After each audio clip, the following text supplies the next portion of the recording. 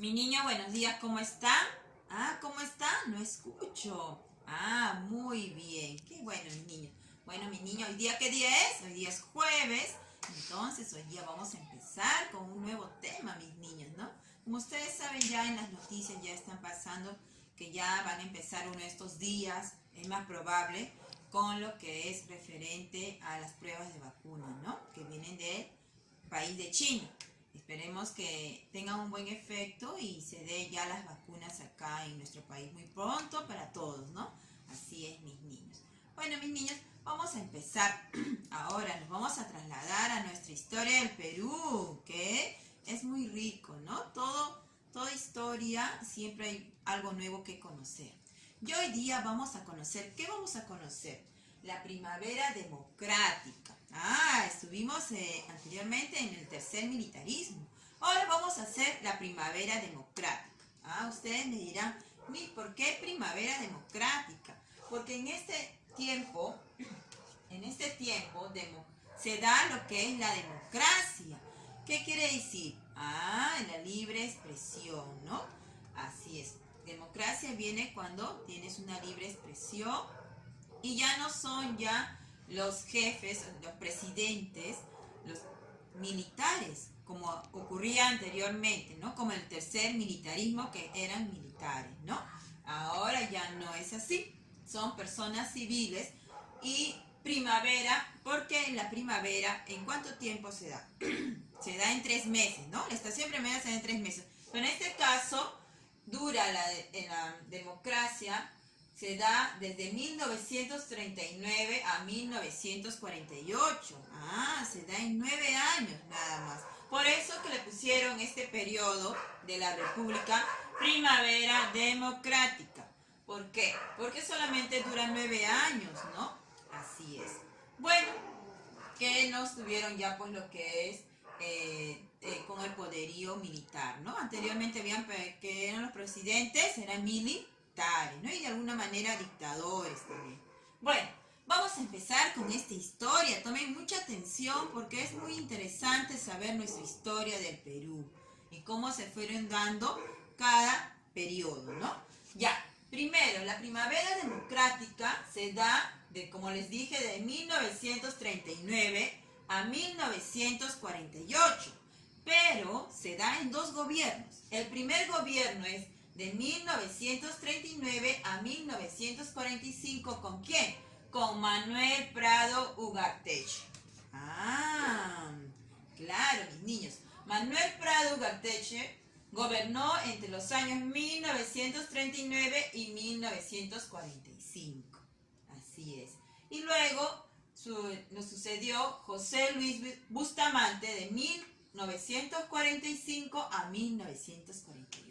Hoy día vamos a hablar sobre el primer gobierno que se dio en la primavera democrática, primavera democrática, que es 1939 a 1945 con el presidente Manuel Prado Ugarteche. Así es, mi niño. Bueno, mis niños, esta fecha, ¿qué estoy hablando? Disculpen, este año, entre 1939 y 1945, coincide con un año que se dio, con un suceso que se dio a nivel mundial, que fue la Segunda Guerra Mundial. Así es, mi niño, y de alguna manera influyó también en el Perú. Así es. Nosotros tampoco no fuimos a la Segunda Guerra Mundial, pero de alguna manera nos aliamos con un país que sí fue a la Segunda Guerra Mundial. Mira cómo lleva toda una cadena. Pero bueno, vamos a empezar con la historia, ¿ya? Manuel Prado Ugarteche, apoyó el gobierno de Benavides, que fue el anterior gobierno, ¿no? Del tercer militarismo y del Partido Comunista. Ustedes sabían que ellos siempre estaban detrás de los apristas, que eran perseguidos en ese tiempo, ¿no? Bueno, dice, ahora vamos a contarlo. Como les dije, en este año ocurrió ese suceso entre estos años, 6 años, la Segunda Guerra Mundial. ¿Quiénes participaban en la Segunda Guerra Mundial? ¿Qué países? ¿Quiénes participó? Estados Unidos, Francia, Rusia, Inglaterra, ¿no? Ellos estaban opositores ¿de quién? De Alemania, ¿de quién? De los japoneses y otros países más, ¿no? Entonces, para esto, nosotros teníamos mucha conexión con lo que es Estados Unidos. O sea, teníamos relaciones con el país de Estados Unidos. ¿Qué pasaba? Como se había suscitado la Segunda Guerra Mundial y todavía Estados Unidos no ingresaba a esta guerra, pero de alguna manera ya se estaba armando, ya estaban necesitando ¿qué?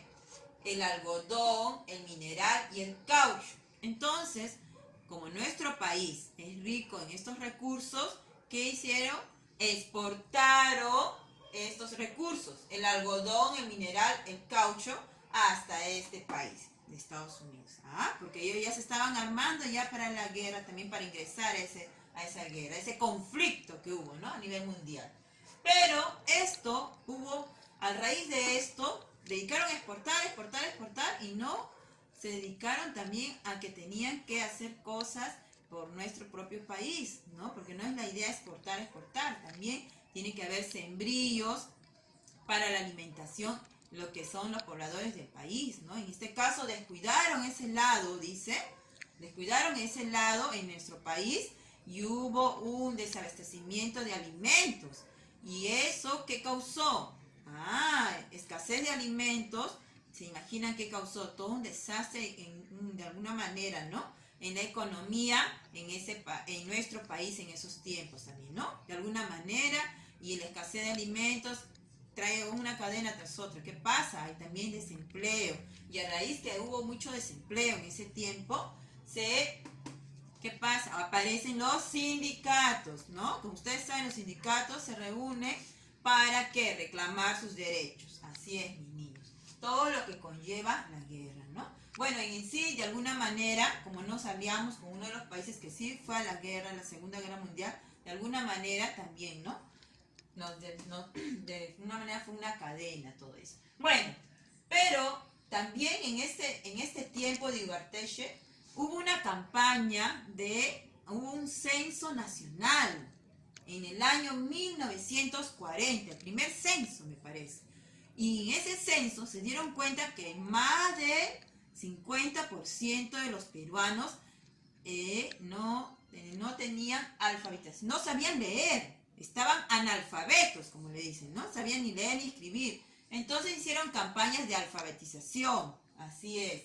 También, declaran el Día de la Canción Criolla. Miren, ya en esos tiempos ya le daban el interés a la canción criolla. Y las campañas de alfabetización, ¿por qué? Porque es muy importante que todos sepamos leer y escribir, educarnos. Solo así podemos salir a flote cualquier país con mucha educación. Así es, mis niños. Pueden salir ¿de qué? De subdesarrollo. Bueno, sigamos.